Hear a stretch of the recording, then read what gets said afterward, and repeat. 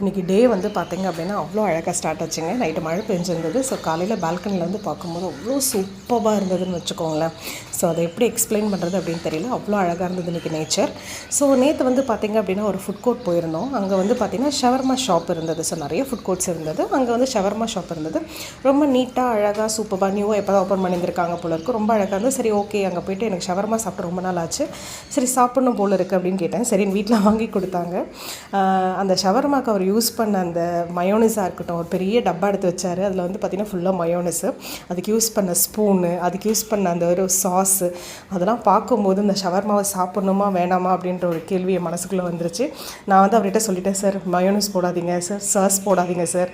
அப்போ எதை தாம்மா வச்சு சாப்பிடுவீங்க அப்படிங்கிற, இல்லை அந்த சிக்கனை மட்டும் வச்சு கொடுத்துருங்க, நான் சாப்பிட்டுட்டேன். அப்போயே வந்து பார்த்திங்கன்னா ஒரு 2 வாய் சாப்பிடும்போது எனக்கு அந்த ஒரு சாப்பிட்ற ஃபீலே வரலன்னு வச்சுக்கோங்களேன்.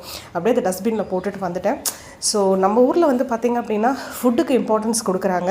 ஆனால் அந்த ஹைஜீன் ஸ்டாண்டர்ட்ஸ்க்கு வந்து எந்தளவுக்கு இம்பார்ட்டன்ஸ் கொடுக்குறாங்க அப்படின்றது சத்தியமாக தெரியல. ஸோ எனக்கு மட்டும்தான் அந்த ஃபீல் இருக்கா வெளியில் போய் சாப்பிடும்போது அப்படின்னு பார்த்தா நிறைய பேருக்கு அந்த ஃபீல் இருக்குது. நிறைய இடத்துலலாம் வந்து பார்த்திங்கன்னா இப்போ ஒரு ஹோட்டல் ரெஸ்டாரண்ட்லாம் வந்து ரொம்ப நல்லா இருக்குன்னு உள்ளே போயிட்டு சாப்பிடும்போது ஒரு சில விஷயங்கள் கண்ணில் பட்டால் அந்த சாப்பிட்ற ஃபீலே கம்ப்ளீட்டாக போயிடுதுங்க. அது ஏன்னு சொல்லி தெரியல. தயவு செஞ்சு இந்த ஹைஜீன் ஸ்டாண்டர்ட்ஸை கொஞ்சம் இம்ப்ரூவ் பண்ணுங்கள்.